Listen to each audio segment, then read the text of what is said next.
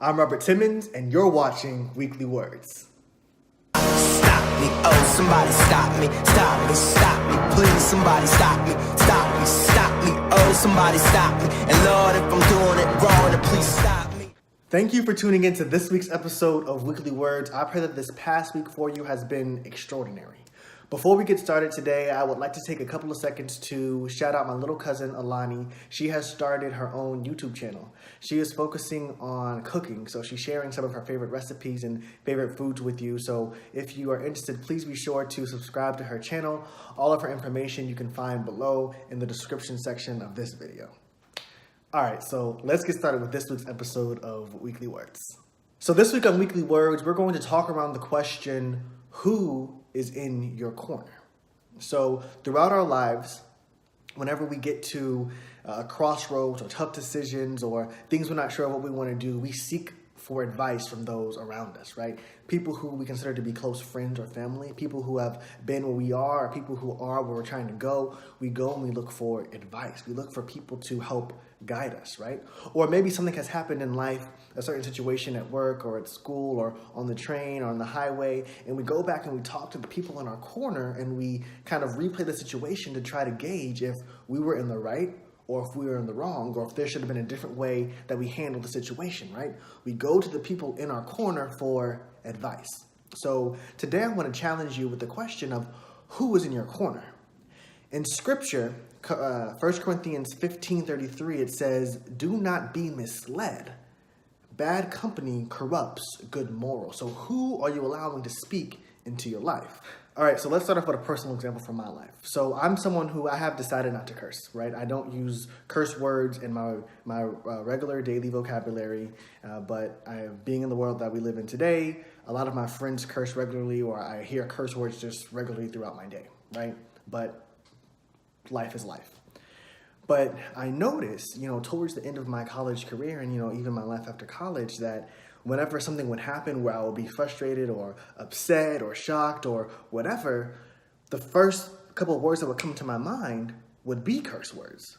Now, personally, I still had that filter where those words wouldn't come out of my mouth because I still wanted to live in the decision I made not to use the curse words, but they were still coming to my head, and I had to filter through those, which beforehand, they weren't even a thought in my mind. I never thought to curse, right? And as I kind of thought about, why that was happening, I realized that I was around people who were just always cursing, right? There's a whole bunch of curse words in music. There will be a lot of my friends who would curse, or they'll be cursing on television, or whatever the case may be, just things and situations that I found myself in, I was around cursing. And so that started to bleed into my life, and that is what was pouring into me.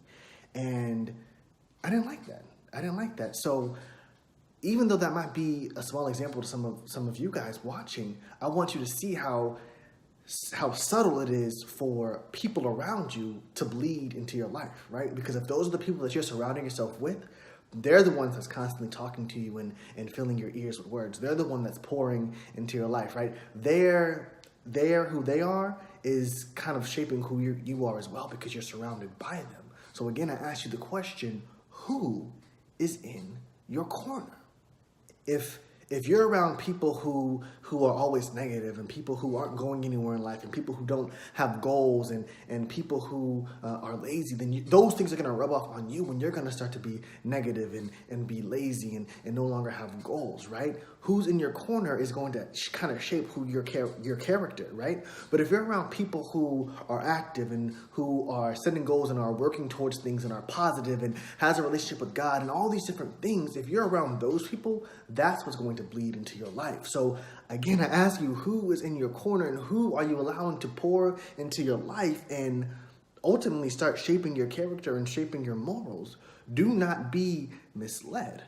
Bad company corrupts good character.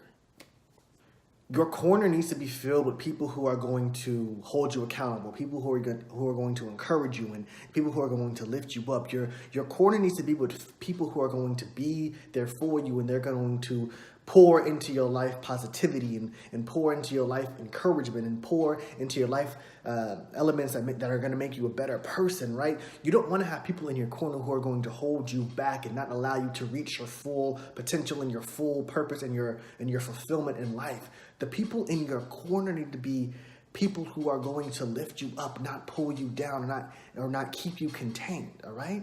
So take a second and think about, who are you allowing to be in your corner? Who are you allowing to pour into your life? So just like every other week, I'm going to ask you guys a couple of questions. And again, I encourage you to think them over and talk about them with your accountability partner, all right? So let's get started. Question 1. Who is in your corner? Like I've been asking all video, who is in your corner? Question 2. Are there people who you need to remove from your friend circle or your advice circle or any other circle in your life? Are there people you need to remove from your friend circle, your advice circle, or any other circle in your life? Hey everybody, thank you for tuning in to this week's episode of Weekly Words. I hope you thoroughly enjoyed it. If you have any suggestions for topics for me to talk about in the future, feel free to email me at weeklywordsrt@gmail.com. All right, I'll talk to you later. Have a great week. Stop me, oh, somebody stop me, stop me, stop me, please, somebody stop me, stop me, stop me, oh, somebody stop me, and Lord, if I'm doing it wrong, then please stop me.